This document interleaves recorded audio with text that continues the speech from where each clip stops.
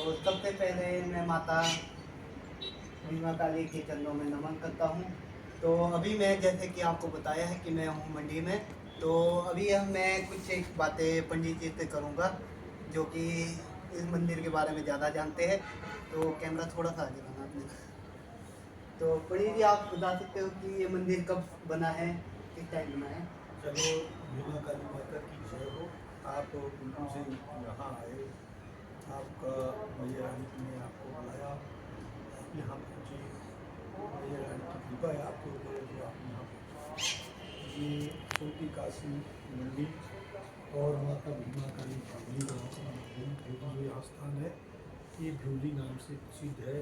और माता भीमा काली यहाँ विराजमान है जो द्वापर से है। और माता रानी मनाली से बड़ा संबंध है। माता जब मनाली में जब भीम ज्ञातवास का समय उन्होंने भीम ने द्वापर में निकाला तो मनाली के जंगलों में भी निकाला, तो वहाँ माँ इंद्रा से उनकी मुलाकात हुई, उनकी शादी हुई और इंद्रा के एक पुत्र भी हुए।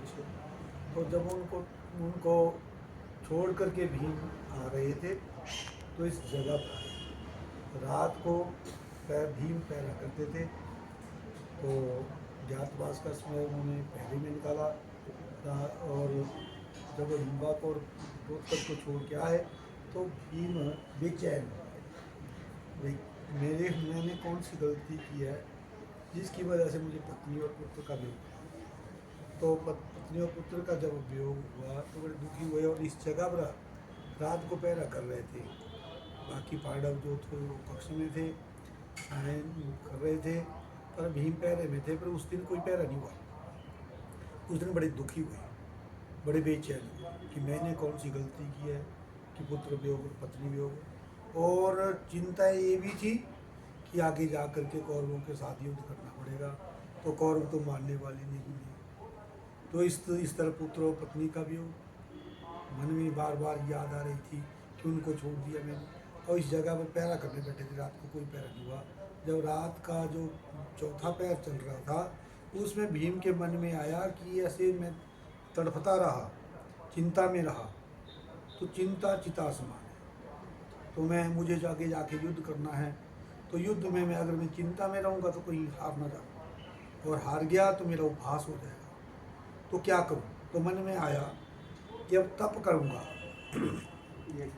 तप करूँगा, तब से शक्ति अर्जित करूँगा। और जब मन में ऐसा ख्याल आया, और ख्याल तो आया, जब ख्याल आया तो मन तो किया कि तप करूं। पर सुबह 4 बजने का समय हो गया था। तो सुबह अपने भाइयों के चरण छूते थे, धर्मराज के पाँव छूते थे। तो मन में आया कि धर्मराज के पाँव छू के आता हूँ, फिर बैठ जाता हूँ। तो चले गए, और जब कक्ष में गए तो पांडवों में धर्मराज के जो पाँव छुए तो भीम की आंखों से आंसू टपक गए। और जब आंसू टपके तो वो धर्मराज के चरणों में गिर गए। और धर्मराज ने कहा कि भीम ये बता, तेरे दुखी होने का कारण क्या है, तू करता क्या है? बोला बस रात को पहरा करता हूँ, जिनको खाता हूँ सोता हूँ। बोला तू यही करता है? मैंने बोला सोचा तू रात को तू भजन करता है, तप करता है, तो तेरे दुखी होने का कारण यही है कि तू तप नहीं करता है। तप कर, हमें आगे जाके कुछ और करना है। तो एकदम धर्मराज के मुख से निकला कि तप करो। और भीम के मन में रात को आ गई थी बात। तो दोबारा भीम ने धर्मराज के पाँव छुए, उसी रास्ते से वापस इस जगह पर आए। इस जगह पर आए और मन में ठान लिया कि अब तप करूँगा। और तप से पहले क्या किया कि अगर तप में जब करूँगा तो इष्ट किसको बनाऊँ? कौन मेरा इष्ट हो जो मुझे अन्याय दिलाए और कौरवों से मैं जीत जाऊँ। तो मन में संकल्प लिया, ध्यान किया, भगवान भोलेनाथ की तरफ देखा, विष्णु की तरफ देखा, ब्रह्मा की तरफ देखा। तो ये तो सब भोलेनाथ भोले हैं, और ब्रह्मा जो है वो सृष्टि को बनाने वाले हैं, विष्णु जो है पालनहार हैं, तो ये संहार करता तो है नहीं है। और जो कौरवों के साथ जब मैं युद्ध करूँगा तो मुझे तो ऐसा इष्ट है जो मेरी युद्ध में रक्षा करेगा। तो मन में आया कि मैं दुर्गा उपासना करता हूँ, माँ काली की उपासना करूँगा। और माँ काली जब प्रकट होगी, जब माँ प्रसन्न होगी तो वर मांगूंगा। वर में क्या ले लिया कि कौरवों से जीत जाऊँ, बस ऐसा वर मांगूंगा। और डट गए। अनायास उनके मुख से दुर्गा सप्तशती के श्लोक निकले। दुर्गा सप्तशती के श्लोक निकलते गए और माँ की भक्ति होती रही। और माँ जब बीच बीच में आई, पहला पड़ाव जब पूरा हुआ तो माँ आई, कहा आंखें खोलो, और व्रत ले लिया, प्रतिज्ञा ले ली कि आंखें बंद कर दूंगा और अन्न जल का त्याग कर दूंगा और देखना बंद कर दूंगा। डट गए। तो माँ जब आई तो माँ ने कहा आंखें खोलो। तो भीम ने कहा कि मुझे डिस्टर्ब मत करो, कौन हो आप? बोला मैं वही हूँ जिसको आप बुला रहे हो। बोला मुझे, मैंने प्रतिज्ञा ली है, मैं आंखें नहीं खोलूँगा, मुझे भक्ति करने दो। तो माँ ने बोला ठीक है। तो दूसरी बार माँ आई तो माँ ने कहा कि आंखें खोलो, मैं आंखें खोलो, वर मांगो। तो भीम को लगा कि पहले भी कोई आया था, मेरे व्रत को तोड़ने वाला है, कोई नियम लिया था, प्रतिज्ञा ले ली थी कि आंखें बंद कर दूँगा। तो एकदम भीम ने कहा कि नहीं, मुझे भक्ति करने दो। और बोला तो तू आंखें बंद करके कैसे पहचानेगा? माँ ने कहा। तो बोला भीम ने कहा कि जब मेरी माँ आएगी तो मुझे खुद जगाएगी। बोला खुद तो जगा रही हूँ। बोला नहीं नहीं, आप पता नहीं कौन है, मेरी माँ आएगी तो मेरे से दूर नहीं रह पाएगी। बोला तू कैसे पहचान पाएगा आंखें बंद करके अपनी माँ को? बोला मेरी माँ जो है वो माँ दुर्गा, जब माँ काली जब आएगी तो माँ से दूर नहीं रह पाएगी, बच्चों से दूर नहीं रह पाती माता। तो जब माँ के खड्ग और खप्पर का, मुझे पता है कि माँ के हाथ में खड्ग और खप्पर है, जब खप्पर और खड्ग का स्पर्श मेरे शरीर से करेगी तो मैं समझ जाऊंगा कि मेरी माँ आई है, तभी मैं आंखें खोलूँगा। तो माँ ने बोला देख लेती हूँ दोबारा, इसकी और भिक्षा ले लेती हूँ थोड़ा सा। तो कुछ समय के बाद दोबारा माँ प्रकट हुई और माँ ने कहा कि अब आंखें खोलो। तो भीम ने वैसे ही पहले जैसे पहला बोला था वैसे ही बोला कि पहले भी कोई आया था, मुझे अब डिस्टर्ब नहीं करो, मुझे भक्ति करनी है। माँ ने कहा आंखें खोलो, वर मांगो। बोला नहीं, मेरी माँ जब आएगी तो खुद जगाएगी। बोला कैसे पहचानेगा? बोले खड्ग और खप्पर माँ के हाथ में है। तो माँ ने पता लग गया कि भीम हट में है, तो ये एकदम खड्ग और खप्पर से हाथ को उठाया और भीम की गाल से स्पर्श किया तो भीम की कली कली गिर गई। भीम बड़े प्रसन्न हुए और एकदम आंखें खोली, माँ के चरण देखे, माँ के चरणों में आंसू बहे, माँ के चरण धुल गए। माँ बड़ी प्रसन्न हुई। भीम को कहा कि भीम वर मांगो, मैं चली जाऊंगी। भीम ने कहा माँ पुत्र को छोड़ के नहीं जा सकती, माता को माता नहीं। माँ अब मैं चरणों में हूँ, मुझे छोड़ के कहाँ जाओगी? मैं पिता के चरणों से ही रहूँगा। तो माँ ने देखा कि भीम मानने वाले नहीं है, तो कहा पुत्र वर मांगो और मुझे आगे भी जाना है। भीम ने कहा भैया वर मांगने की तो थी उस वक्त इच्छा, प्रभु मेरे मन में कुछ नहीं मांगा, जब माँ ही मिल गई तो वर क्या मांगूंगा? तो एकदम माँ ने कहा नहीं, और भीम नहीं मार रहे थे तो एकदम भीम को माँ ने उठाया, भुजाओं से पकड़ा, कंधे से पकड़ा और खड़ा किया। तो भीम को लगा कि माँ ने मुझे चरणों से हटा दिया है, कहीं माँ चली ना जाए। तो एकदम जब खड़े हुए तो माँ की छाती से चिपक गए और रोने लगे कि मैया मुझे छोड़ के मत जाना, आपने चरणों से तो मुझे हटा दिया, गले से छाती से लग मत। माँ ने कहा वर मांगो। भीम ने कहा माँ वर तो मांगो, पर वर जब माँ ही मिलेगी तो वर की जरूरत नहीं रही है माँ। माँ ने कहा बेटा नहीं, वर मांगो और मैं चली जाऊंगी, मुझे और भी जाना है, मेरे और भी भक्त हैं जो मेरी याद में है। तो भीम ने कहा कि मैया मुझे छाती से अलग मत कर। माँ ने कहा आपको छाती से अलग नहीं करूँगी, पर आने वाला जो कल होगा, मैं अगर आप मेरी छाती से चिपके रहोगे तो तेरे को तो अब बहुत लीला करूँगा।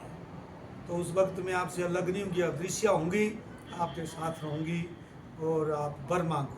तो भीम को बोला याद कर आप क्या वर था तेरा? तो भीम के मुख से निकला कि माँ मेरा मन में वर था कि कौरवों से ना कहीं आ जाऊँ। मैंने प्रतिज्ञा ली है कि दुर्योधन की जंगा तोड़ दूंगा, तो शासन तेरी छाती का लहू पीऊँगा। और मेरी पत्नी द्रौपदी ने प्रतिज्ञा ली है कि दुशासन तेरी छाती का लहू भालों को भिगाऊंगी, इन बालों को तभी बांधूंगी। माँ, अगर उस युद्ध में मैं कहीं हार गया तो मेरी प्रतिज्ञाओं का क्या होगा?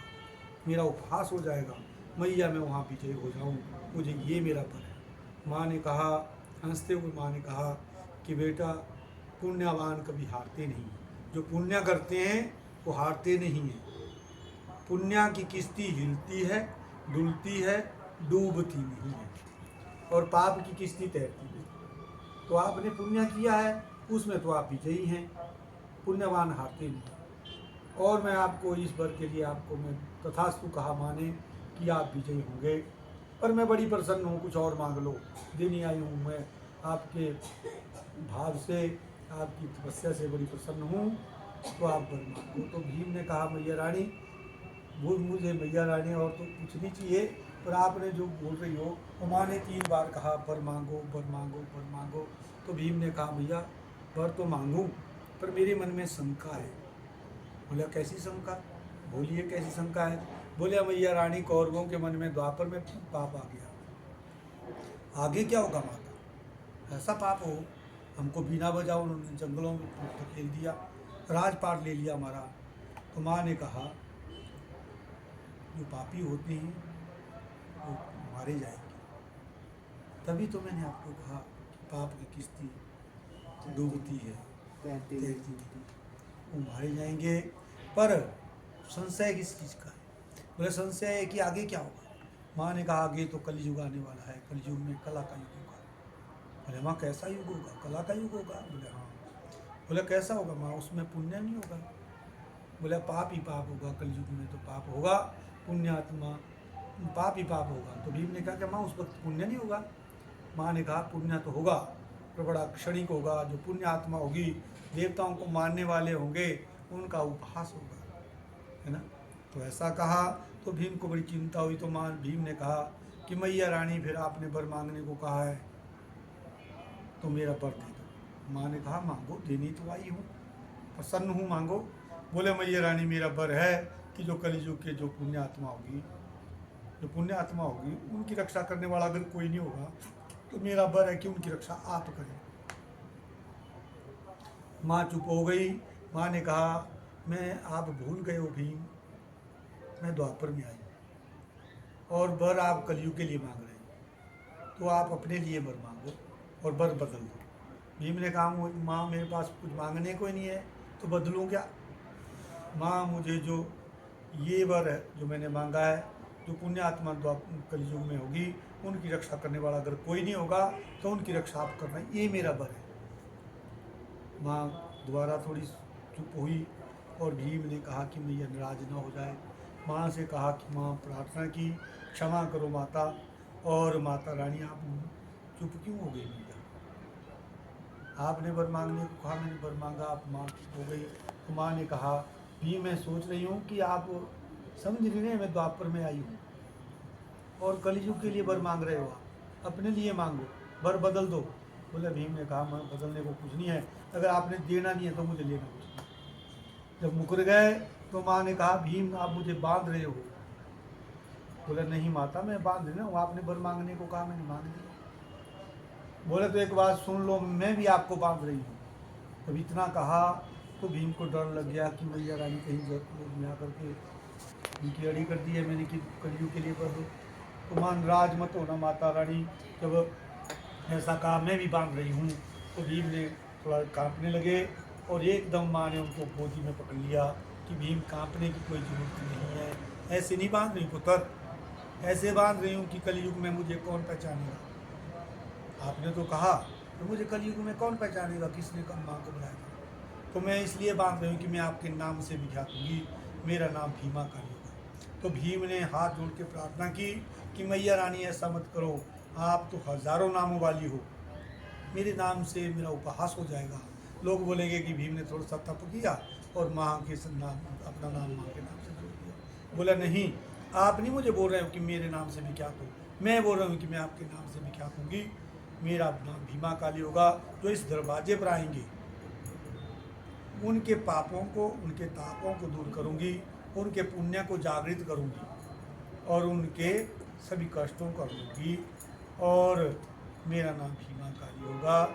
और वो लोग याद करेंगे कि भीम ने तप किया था, अपने लिए नहीं मांगा, कलियुग के देव आत्माओं के लिए मांगा है। जो यहाँ इस दरवाजे पर आएंगे वो ये याद करेंगे कि हमको भीम को तो कुछ मांगने की ज़रूरत नहीं थी, तब भी माँ ने तभी उन्होंने तप किया। और तो कलयुग का प्राणी तप करे, तप करेगा तो मैं उनको बुलाऊंगी। जो मेरे पास आएगा उनकी सारी मनोकामना पूर्ण करूंगी और उनके शत्रुओं का नाश करूंगी। मेरा नाम भीमा काली होगा। मेरा सर्वलोक माँ ने कहा कि मैं इस नाम से विख्यात होंगी।